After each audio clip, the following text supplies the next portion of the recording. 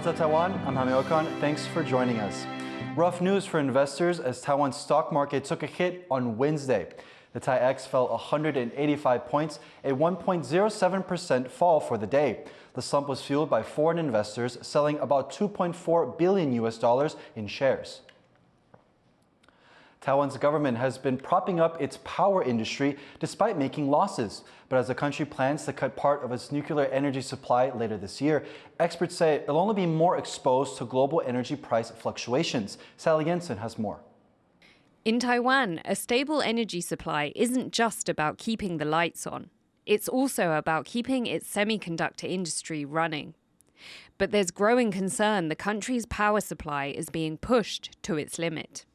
我们现在能够祈祷的就是经济不要那么成长那么好，半导体不要复苏那么快，不然的话，今年缺电压力很大。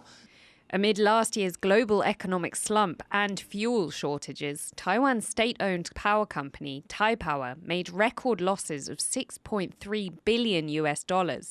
That's despite subsidies from the government totaling $1.5 billion. And with plans to overhaul the country's power system this year, some are wondering how energy-intensive industry like chip manufacturing will cope.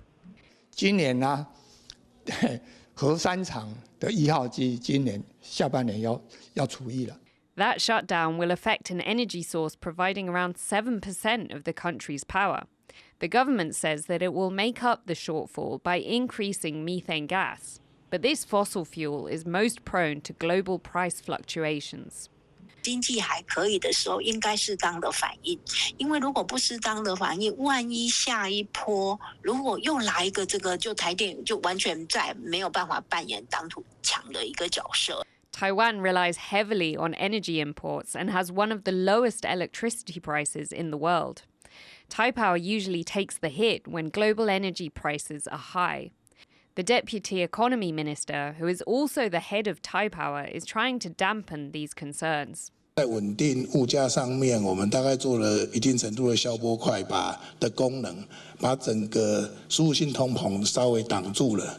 那在这样子的角度之下，就是如果有税基剩余，台电公司也会把我们的财务状况很清楚的跟长官做报告，希望能够有一些支持。 Electricity prices were frozen before Taiwan's presidential elections, and new prices will be announced in April. Thanks to last year's huge financial losses, it's likely Taiwan's chip manufacturers and other industry heavyweights will have to pay more for what they use. Howard Zhang and Sally Jensen for TaiwanPlus.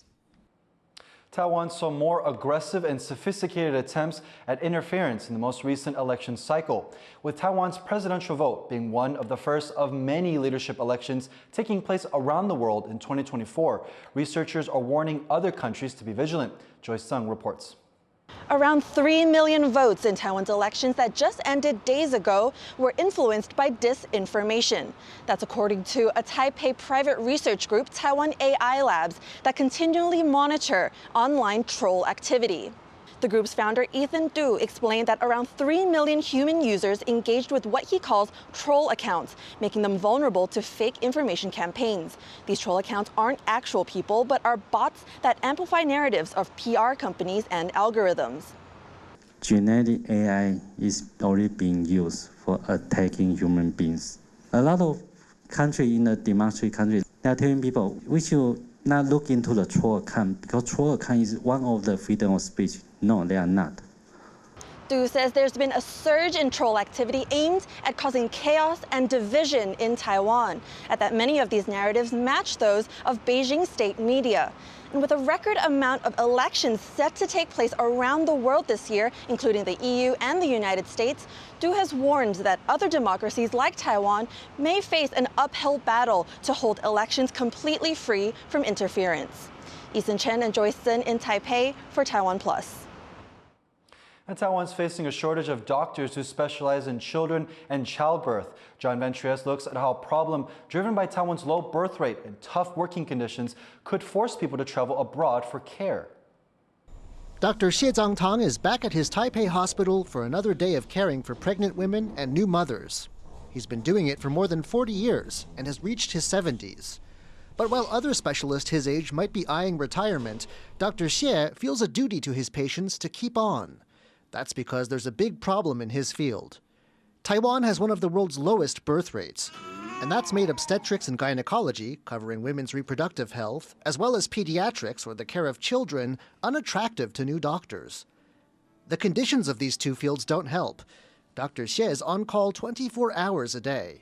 Without younger replacements, the average age of specialists in these fields is now 57, making them the oldest doctors in Taiwan. 常常形容妇产科医师，尤其是产科医师，低附加价值、高风险、劳力密集、传统手工业。现在做这个事情，不完全是说为了要过生活，是会觉得自己还有这个能力。But no one can hold on forever. Some doctors fear that in 5 to 10 years, Taiwan will have to hire obstetricians from abroad, and that children needing serious special attention may need to go overseas for treatment. 恶性循环，因为年轻人会觉得说，那我走这一科以后，我是不是一辈子都要这样？这个事情不会一夕之间的崩盘，10年的断层，那这些人离开，就算以后有新的医师上来，那他的经验的传承会有一些缺失。 The health ministry is rewarding a bonus of around $300 for doctors in tough fields after February's Lunar New Year, and pediatrics is on the list. But whatever encouragement that might be, the doctor shortage shows no signs of going away soon. Chris Ma and John Van Trieste for TaiwanPlus. Lawyers say they're concerned Taiwan's new citizen judges are having their voices drowned out by career judges.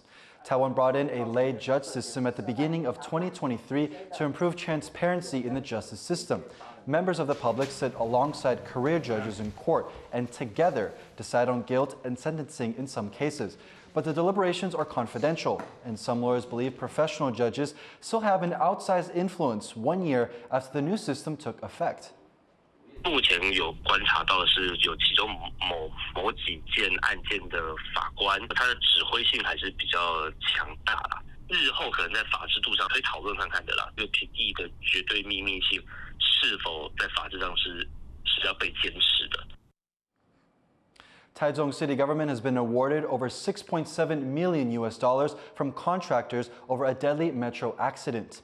1 person was killed and 15 injured in May. Last year, when a metro train crashed into a construction crane that fell onto the tracks, the compensation is meant to cover damage to the Taichung metro system. Compensation for victims of the accident was negotiated separately. Wednesday's award comes after months of talks between 4 construction firms and the city government.